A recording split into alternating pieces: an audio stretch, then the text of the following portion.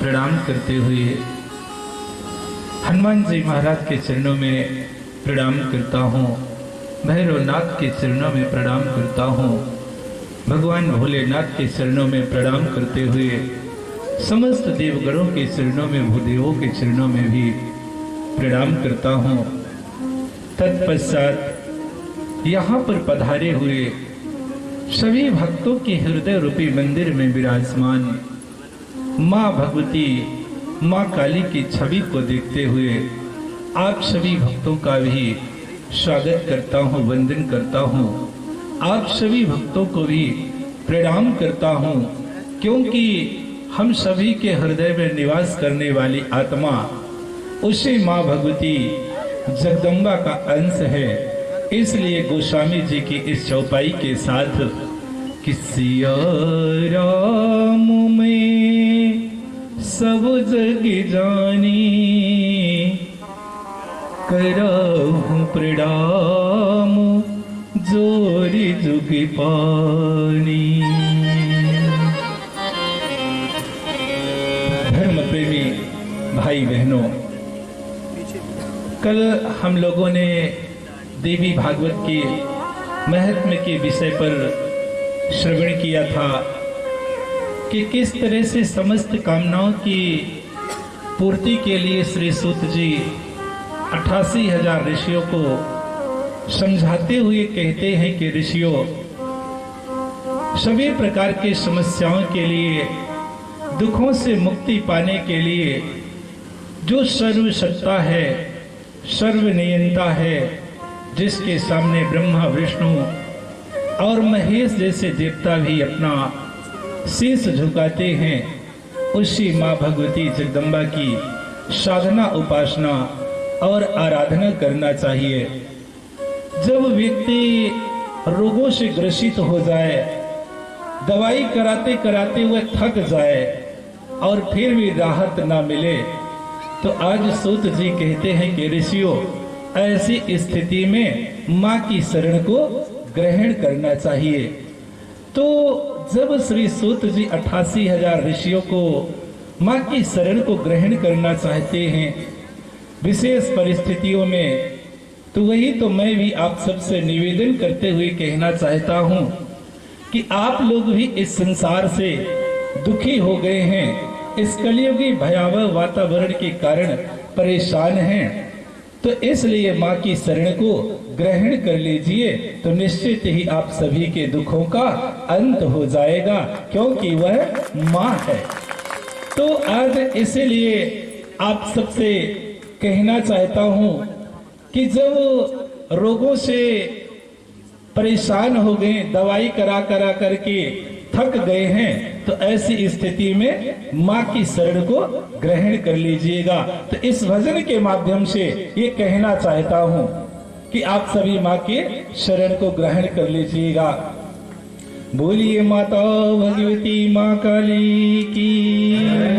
तो कहना चाहता हूँ कि जब काम न चले दवाई से, तो कहियो काली माई से। क्या कहना है?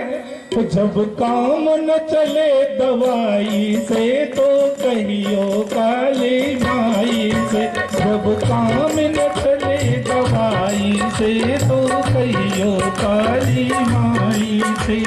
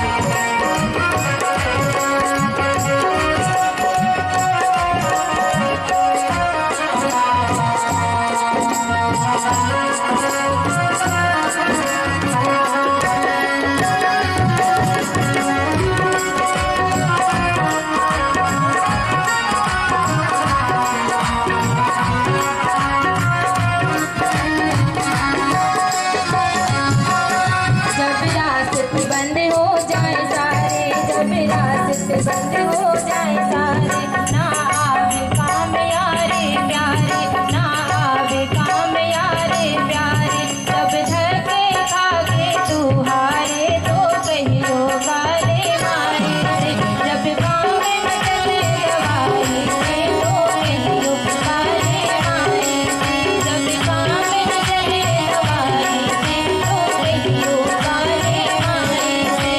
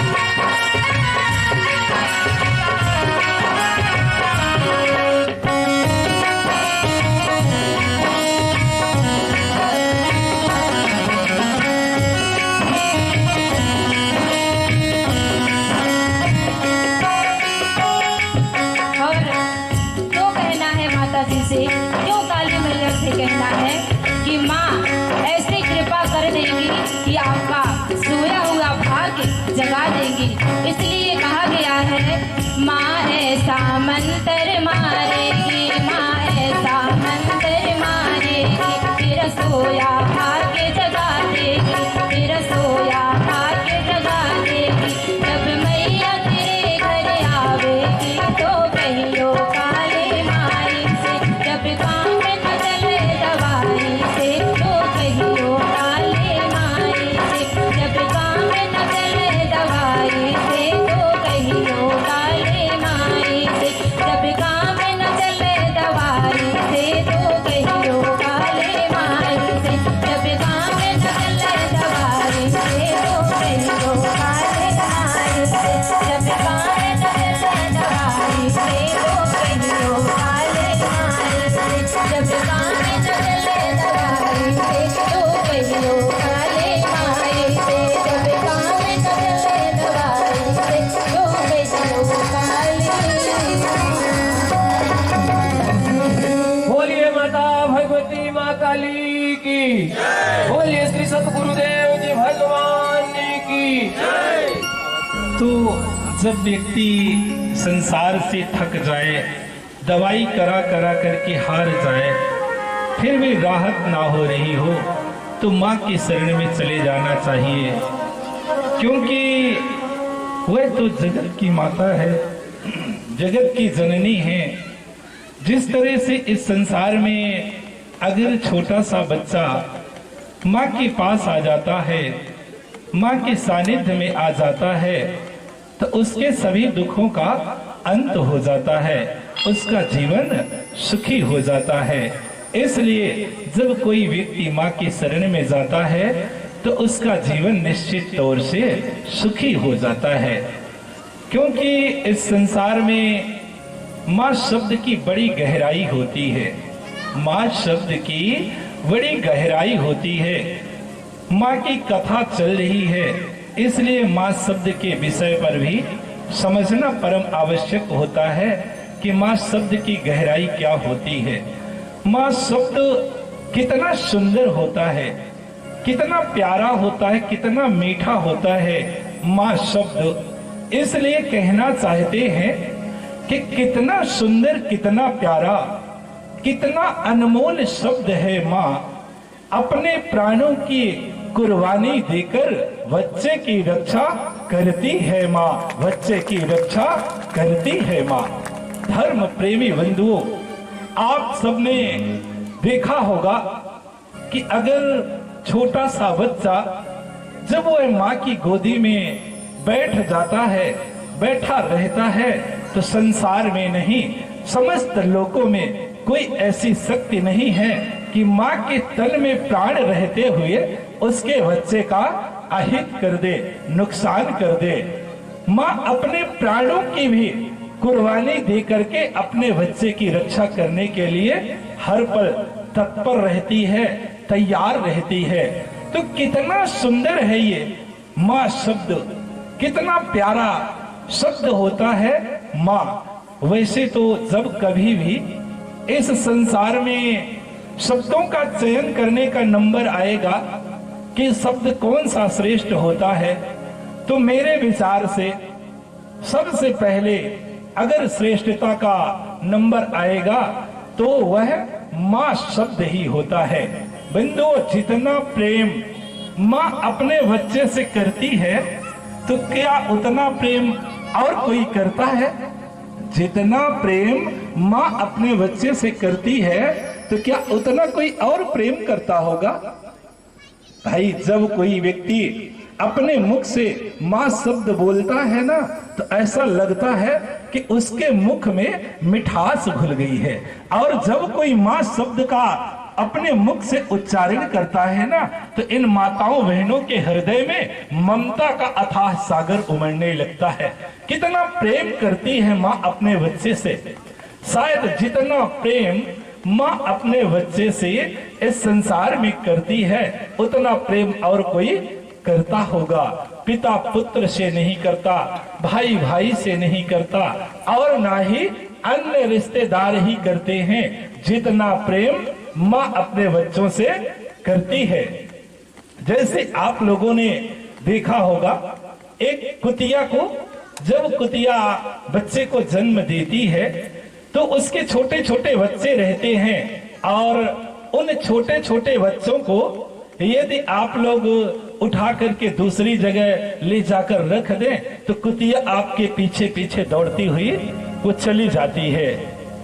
कुतिया दौड़ते हुए आपके पीछे पीछे वो चली जाती है। उसकी नजर तो केवल अपने बच्चे पर होती है, और जैसे ही आप जमीन पर उसके बच्चे को रख देंगे तो कुतिया तुरंत अपने मुख में बच्चे को पकड़ करके अपने स्थान तक ले जाती है। देखें आप लोग कि नहीं ले जाती। तो समझने की बात तो यह होती है कि जब कुतिया अपने बच्चे को अपने मुख से पकड़ करके दूसरे जगह तक ले जाती है, तो मेरे भाई, उस कुतिया के नुकीले दांत भी उसके बच्चे का कुछ नहीं बिगाड़ पाते। ये होती है माँ की ममता, ये होता है माँ का प्रेम।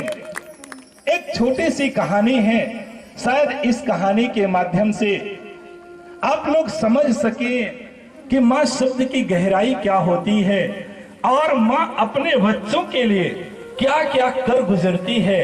शायद इस कहानी के माध्यम से आप लोग समझ सकेंगे। एक चिड़िया थी। चिड़िया जंगल में अपना घोंसला बना करके बच्चों के साथ रहती थी। बड़े अच्छे से, बड़े आनंद से उन सब का जीवन व्यतीत हो रहा था कि एक दिन चिड़िया के बच्चे अपनी माँ से कहते हैं कि माँ, तुम कहीं हम लोगों को छोड़ करके चली तो नहीं जाओगी?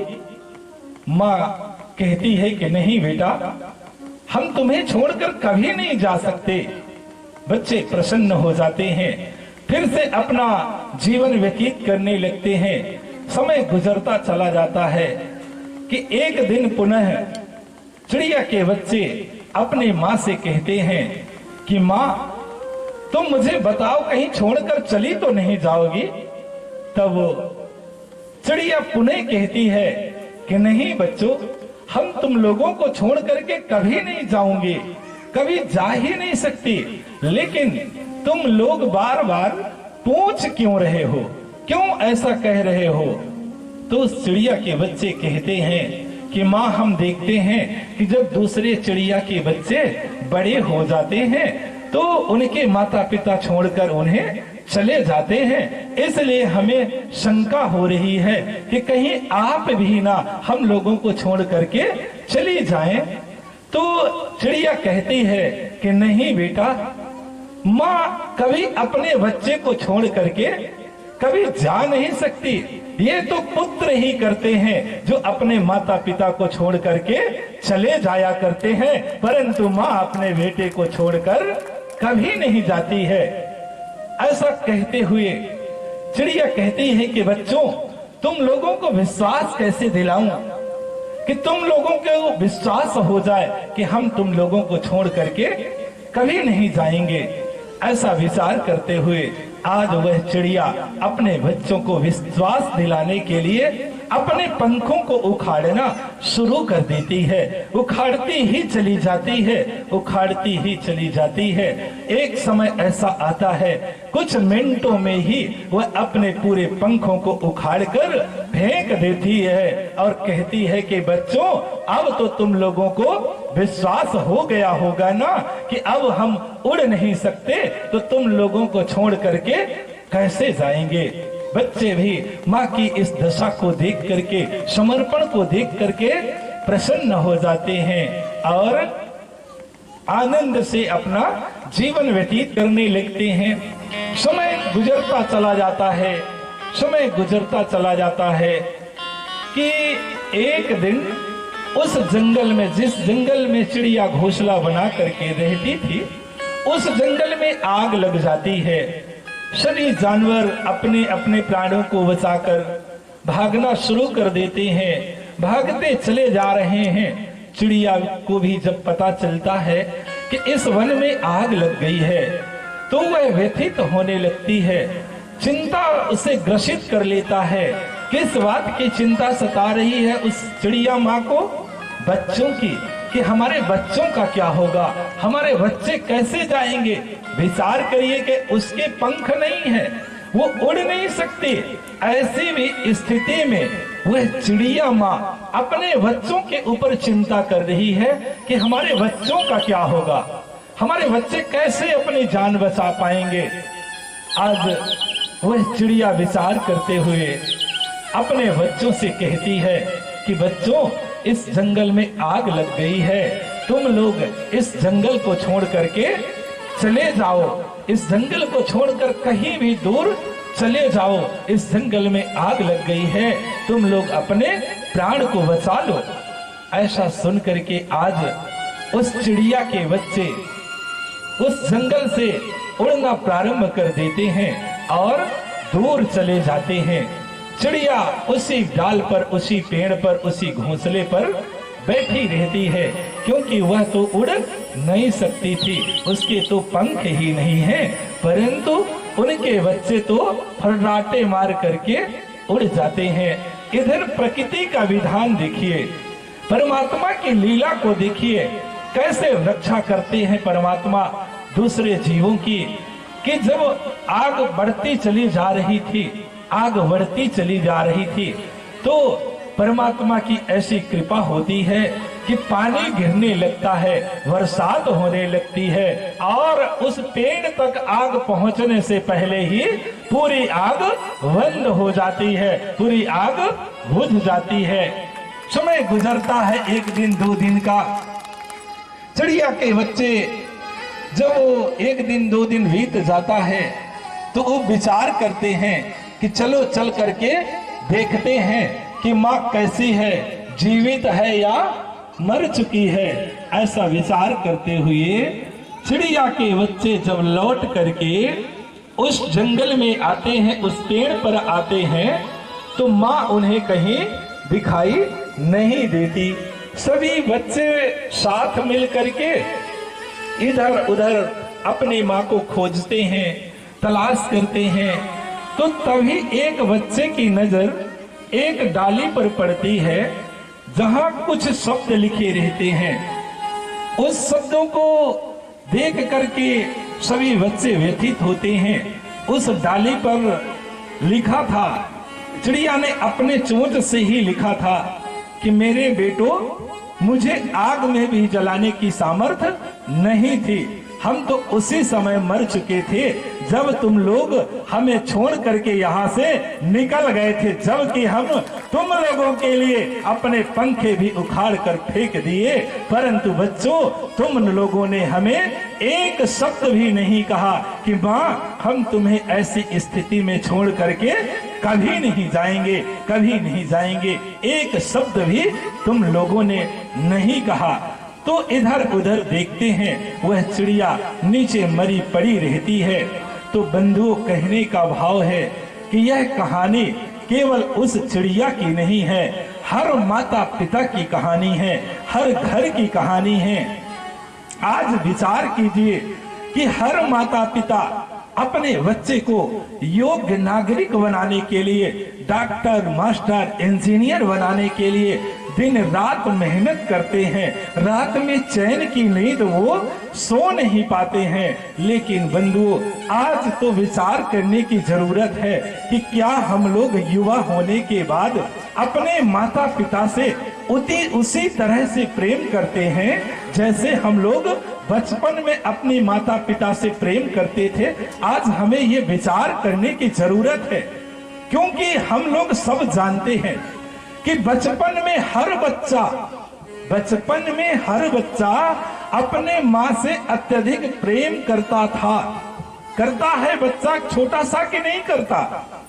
हम सब ने देखा है अपनी आंखों से कि छोटे से बच्चे को दुनिया की सारी संपदा दे दीजिए, दुनिया की सारी संपदा दे दीजिए और माँ से अलग करने का प्रयास करेंगे तो वह छोटा सा बच्चा सब कुछ ठुकरा देगा, परंतु मेरे भाई अपनी माँ को वह कभी नहीं छोड़ेगा, अपनी माँ को वह कभी नहीं छोड़ेगा।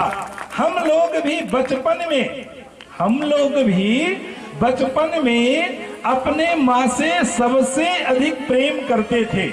थोड़ी देर के लिए आप लोग सब विचार कीजिए, अपने बचपन को याद कर लीजिए। जब हम लोगों का बचपना था तो उस समय जानते हैं ये घटना सबके साथ घटी होगी, सबके जीवन के साथ ये घटना घटी होगी कि जब हम लोगों का बचपना था और उस समय माँ बाजार जा रही थी तो हम लोग माँ के साथ बाजार जाने के लिए घंटों रोया करते थे। लेकिन मेरे भाई बहन, आज हम लोगों के पास वक्त नहीं है माता पिता के पास बैठने के लिए। मेरे भाई, ऐसा मत कीजिए, कुछ ना कुछ समय तो अपने माता पिता के लिए जरूर निकालिए, क्योंकि हम सब जानते हैं कि माता पिता इस धरती पर हम लोगों को लाने के लिए कितनी मेहनत करते हैं, कितना परिश्रम करते हैं। हमें युवा बनाने के लिए, योग्य नागरिक बनाने के लिए, डॉक्टर, मास्टर, इंजीनियर बनाने के लिए वो माता पिता तो दिन रात लगे रहते हैं। लेकिन आज विचार करने की जरूरत है कि क्या हम लोग भी अपने माता पिता को उसी तरह से सम्मान दे रहे हैं जैसे माता पिता हम लोगों को बचपन में देते थे। विचार कीजिए आज कि जब हम लोग इस दुनिया में आए थे, छोटा सा बच्चा रहता है तो उसे चलना नहीं आता, हम लोगों के पैरों में वो क्षमता नहीं थी, वो ताकत नहीं थी कि हम लोग अपने पैरों पर खड़े होकर के चलने लगे। तो हम लोगों को चलना कौन सिखाया है? हम लोगों को चलना कौन सिखाता है? क्या गांव के लोग सिखाते हैं? क्या पड़ोस के लोग सिखाते हैं? नहीं मेरे भाई बहन, हमारे माता पिता ही हम लोगों को चलना सिखाते हैं। अरे आपके पिता ने तो आपको चलना सिखाने के लिए भैया वो घोड़े तक बन करके अपने पीठ में बैठाकर तुम्हें घुमाते रहे, तुम्हारी खुशी के लिए, तुम्हें चलना सिखाने के लिए उंगली पकड़कर तुम्हें चलना सिखाते रहे। लेकिन भैया आज वही माता पिता बूढ़े हो गए हैं तो हम लोग उनका हाथ पकड़ करके नहीं चला सकते। क्या यही शिक्षा है? इसी को शिक्षा कहा गया है? अरे भैया, याद कर लीजिए बचपन को। जब बच्चा छोटा रहता है और बच्चा कपड़ा खराब कर देता है तो उस खराब कपड़े को कौन धोता है? क्या गांव के लोग धोते हैं? क्या पड़ोस के लोग उस कपड़े को धोते हैं? नहीं मेरे भाई बहन, उस गंदे कपड़े को तो हमारे माता पिता ही धोते हैं। लेकिन आज माता पिता बूढ़े हो गए हैं तो हम लोग उन्हें नहाने के लिए एक बाल्टी पानी नहीं दे सकते और कहते हैं कि हम शिक्षित हो गए हैं। भैया कैसी शिक्षा है? क्या यही शिक्षा है? याद कर लीजिए अपने बचपन को, याद कर लीजिए अपने बचपन को, जब हम लोग छोटे छोटे थे और अपनी माता पिता की जेब से कुछ पैसे निकाल करके चोरी से जाकर टाफियां खरीद करके खा लेते थे, तब तो माता पिता ने हम लोगों को नहीं डांटा था, तो बल्कि आपकी हरकतों को देख करके वह प्रसन्न होते थे। लेकिन भैया आज हम माता पिता हम लोगों के जेब से 10-5 रुपए निकाल लेते हैं तो हम लोग माता पिता को डांट देते हैं, उन्हें चिल्ला देते हैं, चुप करा देते हैं। अरे विचार कीजिए कि जब तुम आए थे इस दुनिया पर तो बोलना भी नहीं आता था, बोलने की सामर्थ्य नहीं थी, किसी भी व्यक्ति में किसी भी प्राणी में बोलने की सामर्थ्य नहीं थी। तो बोलना कौन सिखाया है? हम लोगों को बोलना कौन सिखाया है? हमारे माता पिता ने ही हम लोगों को बोलना सिखाए हैं। अरे भैया क्या हुआ, इसी दिन के लिए हम लोगों को बोलना सिखाए थे कि जब मेरा लाल बोलने लगे तो मेरी बोलती बंद करा दे। क्या हुआ, इसी दिन के लिए हम लोगों को बोलना सिखाए थे।